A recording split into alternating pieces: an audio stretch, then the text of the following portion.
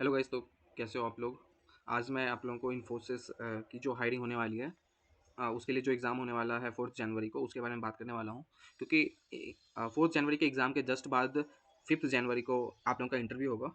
And वो एक दिन का ही गैप है, और जिस कारण से बहुत सारे लोग एग्ज़ाम की तो प्रिपरेशन कर लेंगे बट इंटरव्यू की प्रिपरेशन नहीं कर पाएंगे। उसके चलते जो है मैं अभी आप लोगों को थोड़ा सा गाइड करने वाला हूँ उस चीज़ के बारे में कि लास्ट ईयर जब मेरा इंटरव्यू हुआ था तब क्या सब सिचुएशन था और अभी वो लोग क्या सब पूछ रहे हैं। तो आप लोग मेरे इस चैनल को सब्सक्राइब कर सकते हो। मैं यहाँ पे रेगुलर कंटेंट अपलोड करता रहता हूँ इन्फोसिस के इंटरव्यू सब के बारे में। एंड यहाँ पे जो भी होता है प्रोसेस होता है उस चीज़ के बारे में आप सब्सक्राइब कर सकते हो इसको। और नेक्स्ट स्लाइड पे चलते हैं। पहली बात, इन्फोसिस अभी 4 रोल पे हायर करने वाली है, जो एग्ज़ाम 4 जनवरी को होने वाला है उसमें 4 रोल्स के लिए हायरिंग होने वाली है। पहला डिजिटल स्पेशलिस्ट इंजीनियर, उसके पैकेज मैंने यहाँ पे लिख रखा है। और गाइस जो क्वेश्चंस इसके लिए पूछे जाते हैं वो भी 4 क्वेश्चन पूछे जाते हैं, और जितने क्वेश्चन आप सॉल्व करते हो उतने के हिसाब से जो है आपका ये रोल डिसाइड होता है। अगर आप सारे ऑल टेस्ट के पास कर देते हो, ऑल 10 टेस्ट के पास कर देते हो, तो आप जो है सेलेक्ट हो जाते हो। उस क्वेश्चन को आप कंप्लीट करते हो और उसका जो भी जितने क्वेश्चन आप सॉल्व करते हो उतने के हिसाब से रोल आपको मिल जाता है। उसके साथ साथ होता क्या है कि कई बार ऐसा होता है कि टफ क्वेश्चन अगर आप सॉल्व करते हो, तो मान लो आपने फोर्थ क्वेश्चन सॉल्व किया और आपने थर्ड क्वेश्चन सॉल्व किया। अगर 2 क्वेश्चन आपने सॉल्व कर लिया ना, तो आप डायरेक्टली L2 लेवल के लिए सेलेक्ट हो जाते हो, क्योंकि इसमें पैटर्न सिंपल रहता है कि आप पहला क्वेश्चन सॉल्व करोगे तो आप डीएससी रोल के लिए सेलेक्ट हो जाओगे। अगर 2 क्वेश्चन सॉल्व कर लिए फर्स्ट 2, तो आप स्पेशलिस्ट प्रोग्राम में L1 रोल के लिए सेलेक्ट हो जाओगे। अगर आपने 3 क्वेश्चन सॉल्व कर लिया, तो आप L2 के लिए, और सारे के सारे क्वेश्चन सॉल्व कर लिए या नहीं तो 3 क्वेश्चन सही सॉल्व कर लिया और चौथे क्वेश्चन के पार्शियल टेस्ट के पास हो गए, तो भी आप L3 लेवल के लिए इंटरव्यू दे सकते हो। इन्फोसिस का एक फायदा ये होता है कि अगर आप L3 लेवल की इंटरव्यू दे रहे हो और मान लो आपका इंटरव्यू में L3 लेवल पे आपका नहीं होता सिलेक्शन, हो सकता है क्योंकि L3 लेवल पे इन्फोसिस का L3 लेवल बहुत ही ऊपर का रैंक है। क्योंकि इस रोल पे पहुंचने के लिए, अगर आप इन्फोसिस के अंदर से आप इस रोल पे पहुंचने वाले हो, तो 6 से 7 साल लग जाता है। अगर L1 से L2 L3 पे जाने वाले हो, तो आपको मिनिमम 5 से 6 ईयर का टाइम लगता है यहाँ तक पहुंचने में। बट अभी इन्फोसिस इस साल से डायरेक्ट हायरिंग कर रही है L3 लेवल पे। And L3 level definitely top का लेवल है। मैं आपको एक चीज़ बता दूँ कि जो सीट शेयरिंग होती है ना, कि मान लो 100 बच्चे सेलेक्ट कर रही है इन्फोसिस, तो उसमें से कितने बच्चों को डीएससी रोल पे सेलेक्ट करेगी, कितने बच्चों को L1 रोल पे सेलेक्ट करेगी और कितने को L2 रोल पे सेलेक्ट करेगी। ये ऐसे होता है ना कि 50, 30, 10 एंड 5, और 10 और 10 इस तरीके से चलता है। क्योंकि सबसे ज़्यादा लोग डीएससी रोल पे सेलेक्ट होंगे, क्योंकि डेफिनेटली सी बात है, जो भी एग्जाम होगा उसमें ईजी क्वेश्चन जो होगा वो एक क्वेश्चन होगा और 1 से 2 क्वेश्चन होगा जो ईजी होंगे, उसको बहुत ज़्यादा लोग सॉल्व करेंगे। तो जो लोग पहला क्वेश्चन सॉल्व कर लेते हैं वो डीएससी के लिए सेलेक्ट हो जाते हैं। तो सबसे ज़्यादा नंबर्स इसी रोल के लिए होता है, डीएससी रोल के लिए। अगर आप 2 क्वेश्चन सॉल्व कर लोगे तो L1 के लिए, तो L1 की संख्या ना, इन्फोसिस 100 में से केवल 30 लोग हो सकते हैं जो L1 पे सेलेक्ट होंगे, 50 लोग डीएससी रोल पे सेलेक्ट होंगे। और स्पेशलिस्ट प्रोग्रामर L2 के लिए ये रोल सब इस रोल सब पे कम हायरिंग होती है, सीट बहुत कम होता है। जैसे मेरे बैच में था, अगर हम 1000 बच्चे L1 रोल के लिए सेलेक्ट हुए थे, तो हमारे बैच में लगभग 100 के आसपास ही जो थे वो L2 वाले बच्चे थे। 100 150 का बैच ही था L2 का। और L3 तो हमारे बैच में डायरेक्ट हायरिंग नहीं हुई थी, जहाँ तक मुझे आइडिया है। तो L3 का तो नहीं हुआ था, इस साल से डायरेक्ट हायरिंग हो रही है। इवन पैकेज रिवाइज हो चुका है, पहले पैकेज कुछ और था, पहले कम थी पैकेज। अभी इन्होंने जो हम ये यूनिट है जिसके अंदर ये सारे लोग आते हैं, उन यूनिट में पैकेज जो है रिवाइज हुई है। तो L3 पे तो 100 में से 5-6 बच्चे सेलेक्ट होने वाले हैं, और L2 पे 10 से 15 बच्चे सेलेक्ट होंगे, और मैक्सिमम बच्चे डीएससी और एसपी L1 पे सेलेक्ट होंगे। इन्फोसिस का अभी टारगेट है कि उनको बहुत ज़्यादा बच्चे को सेलेक्ट करना है। अभी फ्रेशर्स को 20,000 बच्चे ऑलरेडी मेरे बैच में सेलेक्ट कर चुका है, और अभी और चलने वाला है। तो गाइज जो इनका प्रोसेस होता है मैं वो थोड़ा सा एक्सप्लेन करने वाला हूँ। प्रोसेस थोड़ा इस तरीके से होता है कि आप एप्लीकेशन फॉर्म फिल करते हो, जो कि आपने फिल कर चुका है। अभी आपका कोडिंग राउंड का एग्जाम होने वाला है, जो कि 4 जनवरी को होगा, और उसका टेक्निकल इंटरव्यू है। टेक्निकल इंटरव्यू 5 जनवरी को होगा, because this time there is no time gap between coding round and technical interview. तो आपके पास क्वेश्चन करने के लिए टाइम नहीं है। तो जो 4 दिन बचे हुए हैं या तीन तीन दिन बचे हुए हैं, उसमें मैं आपको थोड़ा सा गाइड कर सकता हूँ कि आप कौन से टॉपिक आप पढ़ोगे, तो वो काम आएगा। तो वो मैं आपको आगे इस वीडियो में बताने वाला हूँ। आप सब्सक्राइब कर सकते हो चैनल को। तब तक टेक्निकल इंटरव्यू कंप्लीट करते हो तो आपका फाइनल सिलेक्शन आता है। फाइनल सिलेक्शन में हो सकता है आपको उसी डे मिल जाए, या 10-15 दिन के बाद इन्फोसिस मेल कर दे। आपको ऑफ कैंपस हो रही है तो आपको पर्सनली मेल आ जाएगा, या कॉलेज में भी मेल आ सकता है। फिर उसके बाद फाइनल सिलेक्शन के बाद आपको मैसूर में ट्रेनिंग होती है, और मैसूर की ट्रेनिंग एक अलग ही लेवल की चीज़ है इन्फोसिस के अंदर। वो मैं आपको बाद में बताऊंगा कि क्या है इसका प्रोसेस, मैसूर ट्रेनिंग क्या चीज़ें हैं, वो मैं आगे आने वाली वीडियो से मैं बताऊंगा। मैं आपको क्वेश्चन पैटर्न जो है वो मैंने पहले ही बता दिया आपको, कि इजी क्वेश्चन जो होता है वो डीएससी रोल पे सेलेक्ट कर लेता है, अगर इजी क्वेश्चन सॉल्व कर लेते हो आप। इजी टू मीडियम लेवल का क्वेश्चन होता है, जो दूसरा क्वेश्चन होता है वो इजी टू मीडियम लेवल का होता है। अगर फर्स्ट 2 क्वेश्चन करते हो तो एसपी के लिए सेलेक्ट हो जाते हो। फर्स्ट 3 क्वेश्चन सेलेक्ट कर ले सॉल्व कर लेते हो विद ऑल टेस्ट के पास, तो आप L2 के लिए सेलेक्ट हो जाते हो। और अगर आप 4 क्वेश्चन सॉल्व कर लेते हो, या फर्स्ट 3 और कुछ पार्शियल टेस्ट के पास कर लेते हो, और अगर आपकी रैंकिंग जो लिस्ट बनेगी उसमें अगर आप टॉप पे आ रहे हो, तो डेफिनेटली आप L3 पे सेलेक्ट होगे। डिपेंड करता है, इसमें इंटरव्यू का एक पैटर्न होता है, L3 का इंटरव्यू अगर नहीं क्लियर करते हो तो आपको L2 का मौका मिलेगा, L2 नहीं क्लियर करते हो तो आपको SP का L1 का मौका मिलेगा। वो इन्फोसिस की एक अच्छी चीज़ें हैं, ये आपको छोड़ेंगे नहीं जब तक वो आपको किसी ना किसी रोल पे सेलेक्ट ना कर ले या आप ना छोड़ दो इंटरव्यू देना। उसके बाद जो क्वेश्चन टॉपिक्स होते हैं तो मैं थोड़ा बताने वाली इसी चीज़ पे मैं सबसे ज़्यादा डिस्कस करने वाला हूँ। पहला यार guys let's come to the topic and जो क्वेश्चंस मैंने इस स्लाइड में इस तरीके से बना रखा है कि अगर आप पहला क्वेश्चन सॉल्व करते हो, पहला क्वेश्चन जो मैक्सिमम मैक्सिमम प्रोबेबली है कहाँ से आने का, वो हो सकता है कि एरे 1D का जो क्वेश्चंस होते हैं जैसे सम फाइंड करने का, मिनिमम और मैक्स जो पूरे एरे में ट्रेवर्स करके जो मीन और मैक्स निकालता है, उसके बाद फिर जो डिफरेंस होता है वो निकालने का, सॉर्टिंग करने का, सॉर्टिंग के साथ साथ हो सकता है कि शॉर्टिंग करके किसी चीज़ को डिफरेंस कुछ फाइंड करना हो गया या कोई स्लाइडिंग विंडो का कंसेप्ट हो गया, उसके क्वेश्चन हो सकता है। मेरे फिर सचिन के क्वेश्चन 2D मैट्रिक्स के क्वेश्चन आए थे मेरे वाले शिफ्ट में। मैं बताऊं तो मेरा जो क्वेश्चन था वो 2D मैट्रिक्स का ही क्वेश्चन था। उसमें था मैट्रिक्स ट्राइवर्सल था जिसमें रो वाइज मुझे मीन फाइंड करना था और कॉलम वाइज मैक्स फाइंड करना था। फिर उसके बाद कुछ था डिफरेंस उसमें निकालना था। उसके बाद स्टैक ट्राइवर्सल का हो सकता है कि कुछ दे दिया जाए कि फोर्थ फिफ्थ ऐसे कुछ आ जाते क्वेश्चन स्टैक्स की मदद से सॉल्व करने के लिए। पहला क्वेश्चन बेसिकली इजी होता है अगर आप कामली क्वेश्चन को पढ़ते हो और करेक्टली हैंडल करते हो तो। अगर आपको ये क्वेश्चन सब देखने हैं तो आप लीड कोड के जो इजी क्वेश्चन होते हैं वो कर सकते हो। और सबसे बढ़िया अगर चीज़ है करने के लिए तो आप लीड कोड कॉन्टेस्ट जितने भी हो रखे हैं उसका जो पहला क्वेश्चन होता है, लीड कॉन्टेस्ट में 3 क्वेश्चन से 4 क्वेश्चन पूछे जाते हैं, उसका जो पहला क्वेश्चन होता है लीड कोड का, वो अगर आप सॉल्व करते हो तो उसी लेवल का क्वेश्चन आता है। इसमें भी जो चार क्वेश्चन आते हैं उसी लेवल का क्वेश्चन आता है। और आप अगर देखा जाता है तो आप स्ट्राइवर का स्टैक और डीपी के जो इनिशियल के कुछ क्वेश्चन हैं वो देख सकते हो। हो सकता है वहाँ से भी कुछ मतलब उस टाइप के क्वेश्चंस आ जाते हैं कई बार।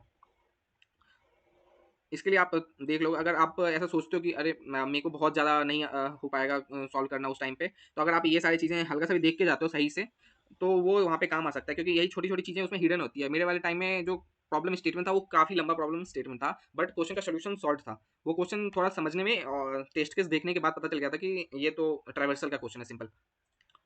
इसलिए आप टेस्ट केस को भी एनालाइज करना जब भी एग्जाम में दोगे तो। उसके बाद जो अब जो दूसरा क्वेश्चन होगा वो दूसरा क्वेश्चन एकदम इजी तो नहीं आता, थोड़ा टफ रहता है। क्या क्या होता है कि आप जो सॉल्यूशन लिखते हो उसमें आप 8 से 9 टेस्ट केस पास कर देते हो, बट एक टेस्ट केस आपका फंस जाता है वो एज केस के कारण। तो एज केस का एक बार ध्यान रख लेना, क्योंकि अगर आप 9 टेस्ट केस पास कर दे रहे हो और एक टेस्ट केस पास नहीं किए तो वो क्वेश्चन सबमिट नहीं माना जाएगा और आपका सिलेक्शन नहीं होगा। हमारे कॉलेज में इस साल जो हुई थी इसी इन्फोसिस की, तो उसमें बहुत सारे बच्चों के 8-9 टेस्ट केस पास हो गए थे, एज केस फंस रहा था उन लोग का, बट उस कारण से उनका सबमिट नहीं हुआ और जिस कारण से उन लोगों का ना इंटरव्यू लिया गया और ना कुछ उनको सीधे रिजेक्ट कर दिया गया था कोडिंग डाउन में ही। तो वो चीज़ का आप गलती मत करना, एक बार ध्यान दे देना अगर ऐसा कुछ फंस जाए क्वेश्चन तो।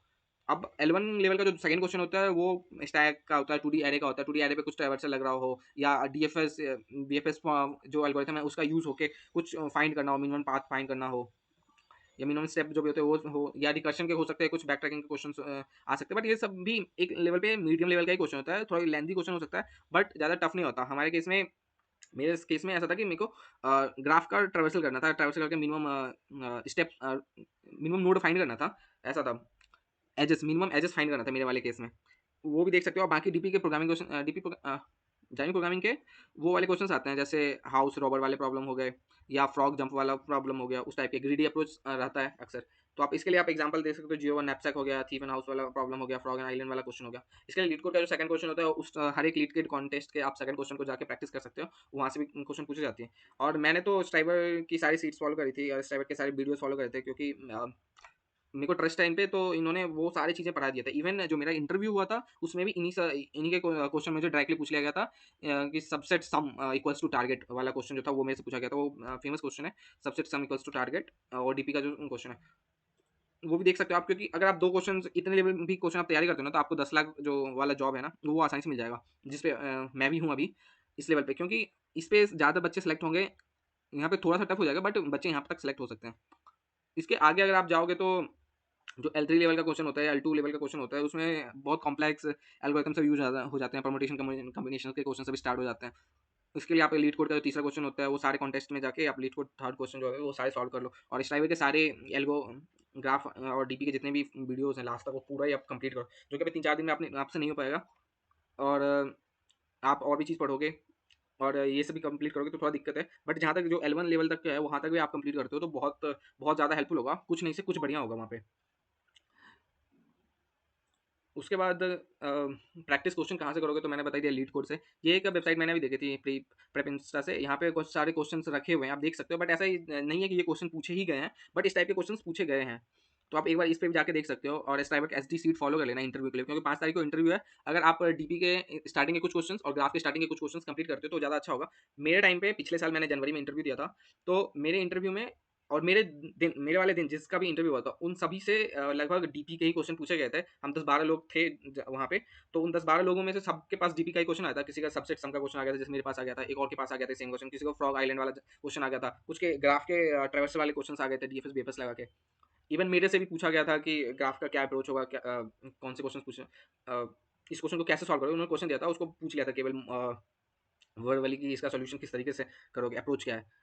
तो मैं अपने इंटरव्यू एक्सपीरियंस को एक नया वीडियो में बना के बता दूंगा, बट आप तब तक के लिए यहाँ से देख सकते हो। अगर आपको ऐसे मेरा इंटरव्यू एक्सपीरियंस पढ़ना है तो आप इस पे जाके पढ़ सकते हो, मैंने लिख रखा है इस पे अपना एक्सपीरियंस और ऐसा कुछ देखिएगा वहाँ पे। और मैंने स्टार्टिंग से बता रखा है कि मेरा सिलेक्शन प्रोसेस क्या था, किस तरह के क्वेश्चन आए थे मेरे वाले में, मेरा इंटरव्यू कैसे चला था, मेरे इंटरव्यू में एसक्यूएल के कैसे क्वेश्चन पूछे थे, वो सब कुछ।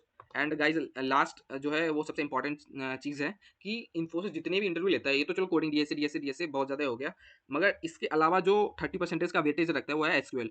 एसक्यूएल पूछता ही पूछता है, किसी भी रोल के लिए आप जाओगे इन्फोसिस के अंदर, वो एसक्यूएल आपसे पूछेगा ही, क्योंकि मोस्ट ऑफ अभी जो मैं हूँ इन्फोसिस के अंदर, जो अभी काम भी चल रहा है ना, तो मेरा जो है बिग डेटा से मेरी ट्रेनिंग हो रखी है मैसूर के अंदर, तो उसमें एसक्यूएल का यूज़ बहुत ज़्यादा है और इवन ज़्यादा से ज़्यादा बच्चे इधर डेटा इंजीनियर के फील्ड में इन्फोसिस हायर कर रही है, तो एसक्यूएल आपसे मस्ट पूछा ही जाएगा। एसक्यूएल करने के लिए आप ये वाला रिसोर्स देख सकते हो, मैंने भी इसको फॉलो करा था लास्ट ईयर।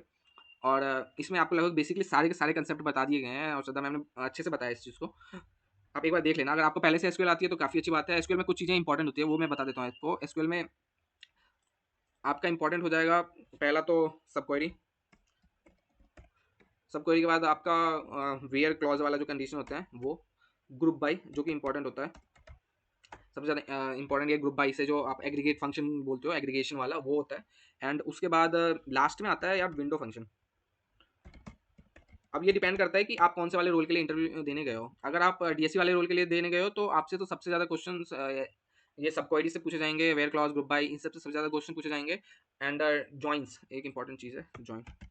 ये तो हर किसी में रहेगा, जॉइन के बाद ये सारे कंडीशन आपसे पूछे जाएंगे। इजी क्वेश्चंस नहीं रहते एसक्यूएल के, और ऐसा भी नहीं है कि बहुत ज़्यादा टफ होता है, ऐसा नहीं रहता। इतने ही मेन कंसेप्ट हैं एसक्यूएल के लिए, ये आप पढ़ लोगे तो अगर आप डीएसए वाले क्वेश्चन में लैग भी कर जाते हो ना, मान लो किसी क्वेश्चन का आपने वर्बली सॉल्यूशन दे दिया बट कोड सही से नहीं कर पाए, इंटरव्यू के अंदर बात करो 5 तारीख को जो होगा उसमें, और अगर आपने इसको क्वेश्चन सॉल्व कर दिया ना, तो वो आपसे ज़्यादातर क्वेश्चन इसी से फिर पूछेंगे, 4-5 क्वेश्चन यहाँ से पूछ लेंगे एसक्यूएल से, और आपने जो डीएसए में कम भी दिया है तो भी आपका ही मैनेज कर देगा। क्योंकि गाइज ऐसा होता है कि ना, आपसे जितने भी क्वेश्चन पूछे गए वो उसके बाद एक रिपोर्ट बनता है, आपका एक फीडबैक बनता है, उस फीडबैक में वो पूरा प्रॉपर्ली मेंशन करते हैं कि आपने डीएसए में कैसा परफॉर्म किया, 5 में से आपने आपको कितना मार्क्स मिला, फिर आपको एसक्यूएल में आपने कैसा परफॉर्म किया, जो बेसिक कंसेप्ट पूछे गए सीएससी के उसमें आपने कैसा परफॉर्म किया। तो जो सीएससी का अगर बात करें, ऑपरेटिंग सिस्टम से क्वेश्चन पूछ लिए जाते हैं, मेरे टाइम में भी पूछा गया था। उसके साथ-साथ कंप्यूटर नेटवर्क्स के भी क्वेश्चन पूछते हैं। ज़्यादा टफ क्वेश्चन सब नहीं पूछते, सिंपल क्वेश्चन से भी पूछते हैं, ऐसा कुछ नहीं है। ऑपरेटिंग सिस्टम में थ्रेडिंग्स पूछ लेते हैं, फिर मेमोरी ऑप्टिमाइजेशन का होता है वो पूछ लेते हैं, शेड्यूलिंग्स के पूछ लेते हैं, राउंड रॉबिन एल्गोरिथम पूछ लेते हैं कि क्या होता है बताओ, क्वांट की वैल्यू, क्वांट क्या होता है उसमें। ये सब चीज़ें थोड़ी मोड़ी चीज़ें पूछ लेते हैं। एंड आप उस तरीके से प्रिपरेशन कर लो। ज़्यादातर फोकस करो कि जो मैंने यहाँ पे बता रखा है, ये वाले चीज़ें L1 के लिए जो भी चीज़ें बताई है, ये कर लो आप। इसके बाद आप लास्ट में सीक्वल कर लो कंप्लीट। ये 4 दिन में आप बहुत ज़्यादा कंप्लीट कर सकते हो, और अगर आपको फार्मूला बहुत सारे बेसिक फार्मूला सही रहेंगे तो वो अच्छी बात है। एक और बिट मैनिपुलेशन करके होता है जिसमें और एक्सॉर नॉर ये हम निकालते हैं ना, वो क्वेश्चंस भी कर लेना, ट्राई कर लेना, क्योंकि वहाँ से भी क्वेश्चंस बहुत ज़्यादा पूछे गए हैं। एंड अभी तक के लिए ठीक है। अगर आप लोगों को किसी तरीके का कोई डाउट होता है तो आप कमेंट कर सकते हो। अगर आपने यहाँ तक देख लिया तो प्लीज़ सब्सक्राइब कर देना चैनल को। मैं और सारी वीडियो अपलोड करूँगा। एंड अगर कोई सा भी होता है कमेंट करो, या नहीं तो मेरे को डायरेक्टली डीएम कर सकते हो इंस्टाग्राम पे, लिंक्डइन पे, या व्हाट्सएप या टेलीग्राम। मैंने बहुत सारी चीज़ें दे रखी है, आप कहीं से भी कॉन्टैक्ट कर सकते हैं मेरे को। इवन अगर आप सेलेक्ट हो जाते हो, 5 को इंटरव्यू होता है, तो थोड़ा गाइड के लिए वो भी मैं कर सकता हूँ। And thank you guys for watching this video, thank you so much.